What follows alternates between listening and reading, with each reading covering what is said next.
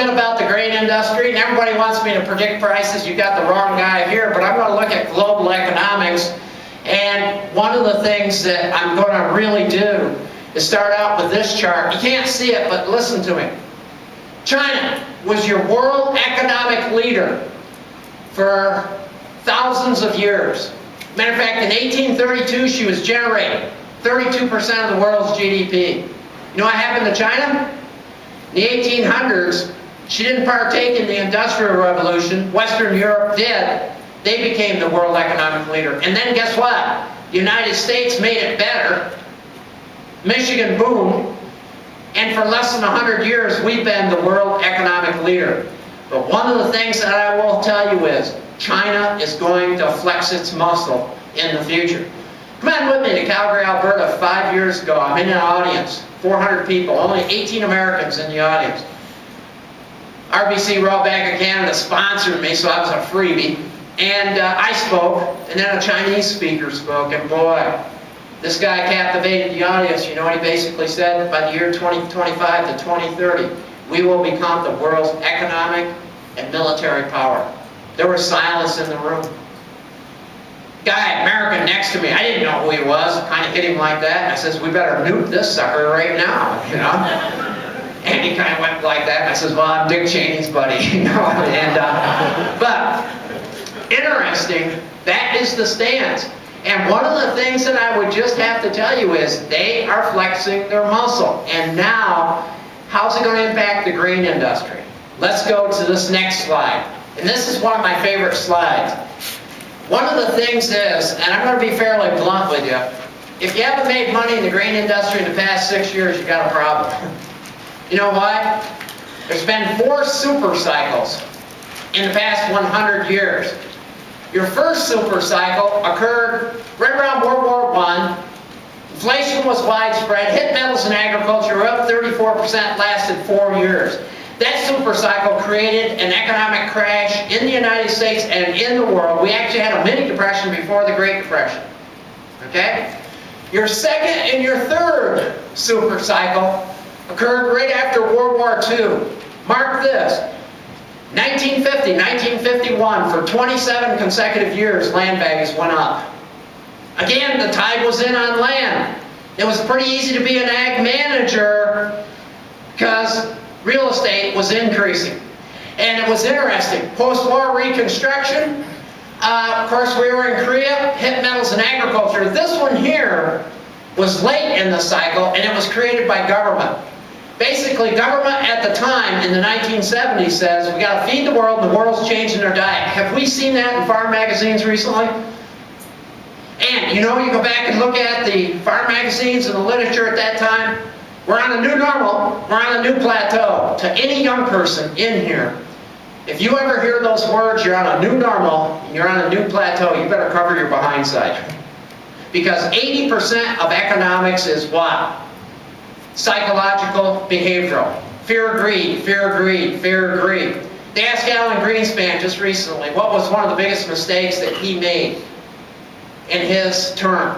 You know what it was? They depended too much on mathematical models. They thought they all had it figured out. Folks, one of the things that I would tell you is psychology drives the marketplace. And what happened was, we had the run-up, and it hit oil and agriculture. Of course, we were in Vietnam, and that cycle hit us, only to crash in the 80s. This last cycle has lasted 6 years. 2 things spurred on: alternative energy and China and the Asian growth. And by the way, we're in war again, hit oils and metals, and we're up 131%. Here's your big key to all you grain producers in here, commodity producers in here, and if you got some livestock, it's key to you. Will this super cycle continue in 2010, 2011? Here's where I got to take you up globally.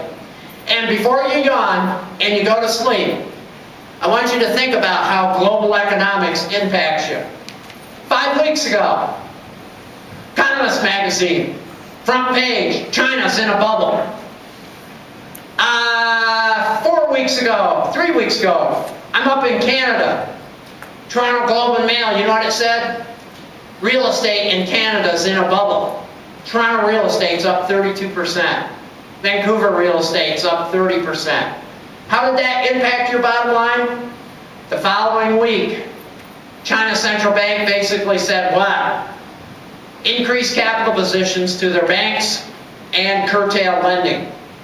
Canada, the following week, did the same thing. What happened? Basically, you saw commodity prices come off. You tell me global economics doesn't impact your bottom line? It's interesting. On a webcast yesterday, somebody asked me, well, how come milk prices went down just recently? Well, you know what was real interesting? A little country like Greece starts having financial problems. The dollar strengthens to the euro. What does that do? Stronger dollar, less exports. See where we're coming from? This global economics impacts you. By the way, I'll give you another one. You invested in an ethanol plant, and you put up a grain bin about 3 years ago. You know who you were competing against? China for steel. You see, China has been growing at a 12.6% rate for the past 20 years. Now, can I put that in layman's terms for you? Divide any number into 72, and it's when the number doubles. So 12 into 72 means what? China's economy was doubling every 6 years. But here was the kicker. And this is where business people got caught. For the past 10 years, just before the Olympics, a third of their economic growth was what? The remake of Beijing, building all the beautiful stadiums. By the way, they just tore down their baseball fields. Just tore them down, okay? And you know what was interesting? 1/3 of its growth was non-reoccurring. As soon as the Olympics went over, you know what happened? What happened was steel prices and copper prices came up. You put up an ethanol plant during that period of time, you probably paid about 50% more in fixed costs. You put up a grain bin, it's about 50% more in fixed costs just because of global economics. Throw another one at you. You know what's interesting? See this region of the world right here? It's called the Ukraine. And what was real interesting was about 2.5 years ago, we couldn't buy a tractor.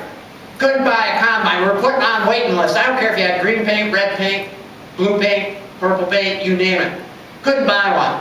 You know why? 47% of equipment sales were going overseas. A lot of it was going right into that region of the world. And here's one warning I'm going to give you. You know why that region of the world was getting hot?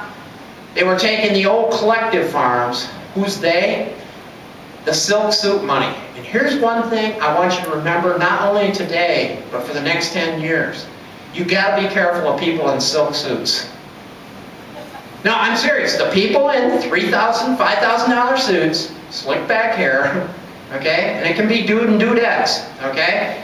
And one of the things is, that hot money floats around the world, finding a place to get lost.